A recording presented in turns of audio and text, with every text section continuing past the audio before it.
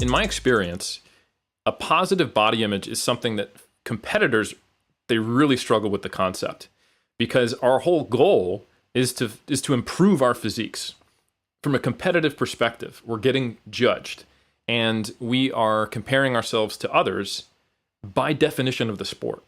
And we can mitigate that to whatever degree is necessary to survive the competitive pressures of the sport. You know, it's just you versus you. But even then, you're still trying to bring up weak points. You're trying to improve your physique.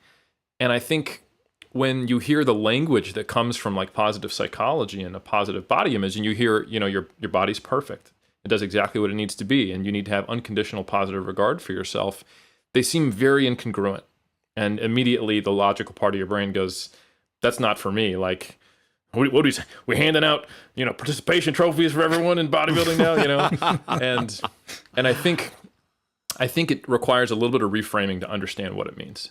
And so sometimes it's just a matter of reframing that, okay, your desire to improve doesn't necessarily have to be fueled by a dislike for what you are or a feeling of unworthiness, and it doesn't have to be tied to necessarily your self-worth. It can be this kind of external focus, like just like an athlete who is, let's say they're a pitcher, and they're trying to get into, you know, Major League Baseball, and they haven't yet thrown a 90-mile-per-hour fastball. They want to throw a 90-mile-per-hour fastball. It doesn't mean they can't acknowledge that they're a great AA or AAA pitcher, right?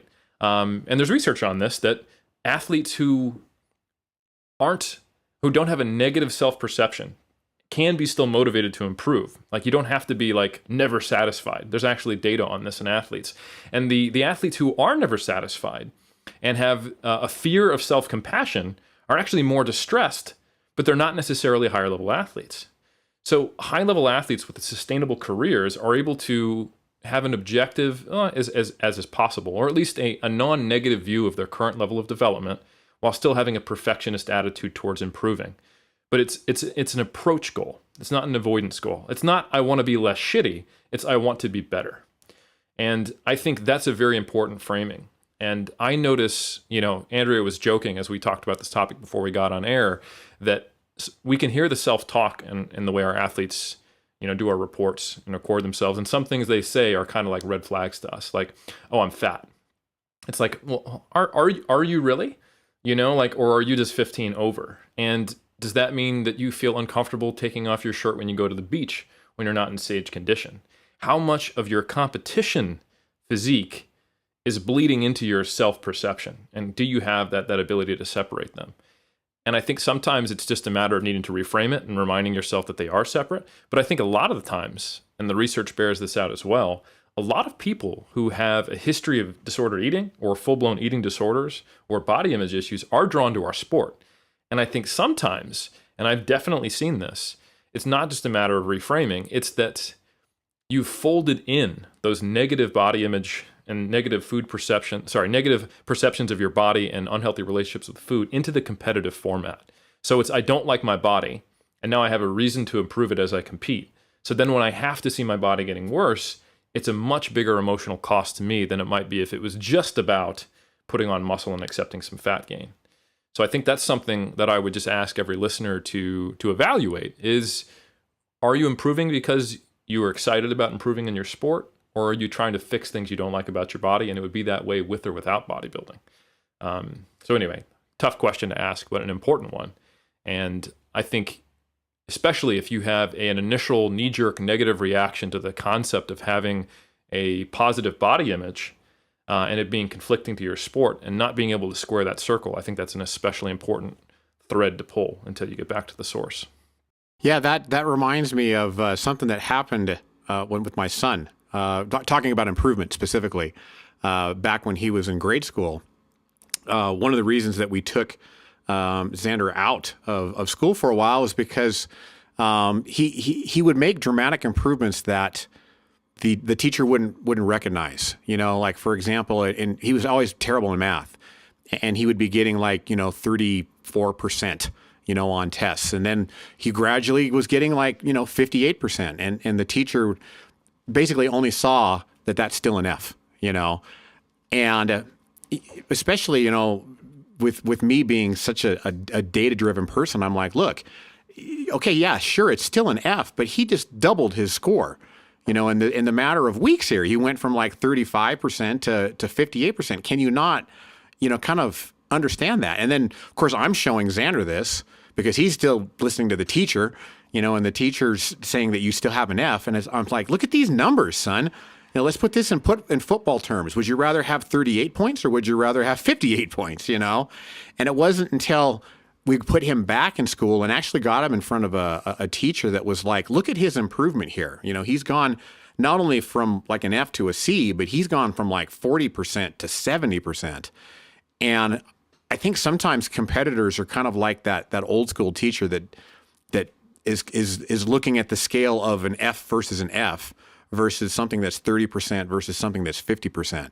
And we're all our own worst critics, but at the same time, we have to kind of put that lens on and understand there really truly is improvement, or like you said, Eric, it's like, are you really fat, or are you looking through a lens that an F is an F and not that, you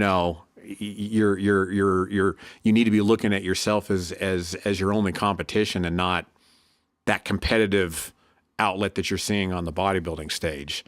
I was going to say, it's like usually when we're feeling probably our worst about ourselves is when we are in the off season, right? It's usually when we're like get to extreme levels of body fat, 7%, 6%. That's where we look the best on stage. But in the real world, that is not considered normal. Like that's an extreme look. And it's something that we can't hold all the time. But once you attain that, that almost becomes now the expectation.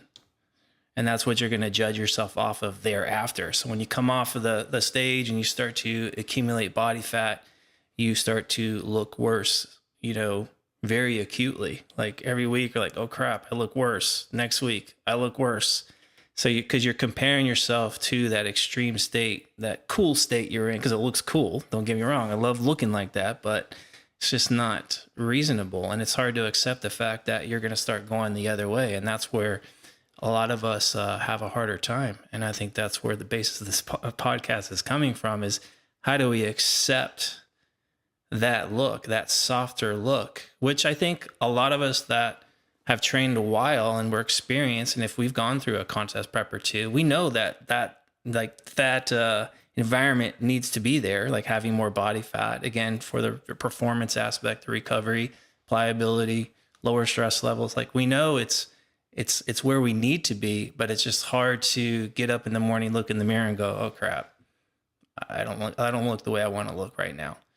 So for me personally, like I've struggled with this over the years, and I think I struggled with the most probably after 2014, 15, 16, because I just remember at that time, being that I was, in my early 40s, okay, I have to have this standard. Like if I'm going to be competing every year or every other year, I need to hold that 10 pounds over stage weights to make my preps easier.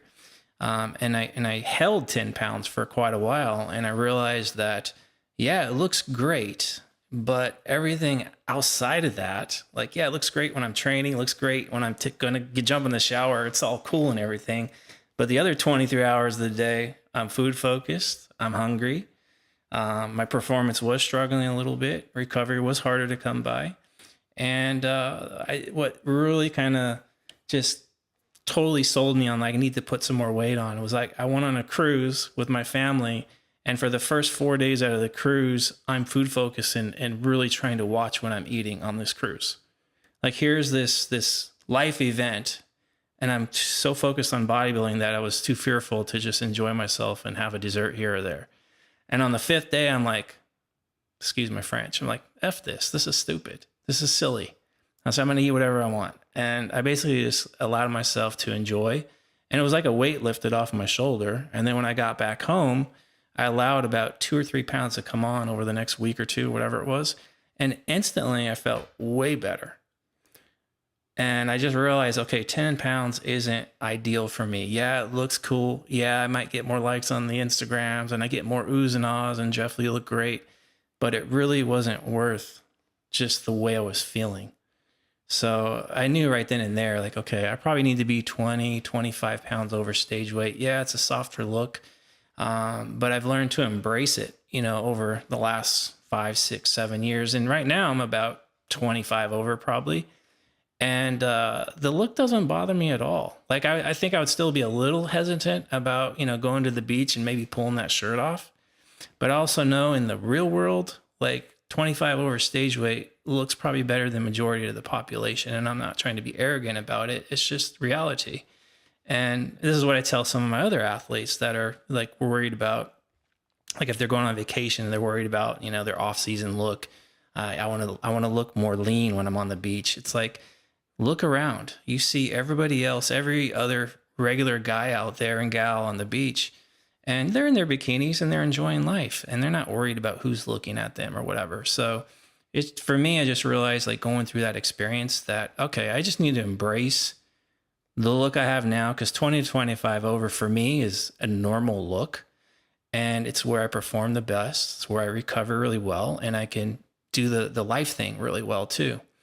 So, and I think we can all agree that when performance is really elevated and you're consistent with that performance, usually the progress kind of just follows that organically. So I've learned to kind of relax through my processes as well. And it's helped me to enjoy just the journey itself that much more.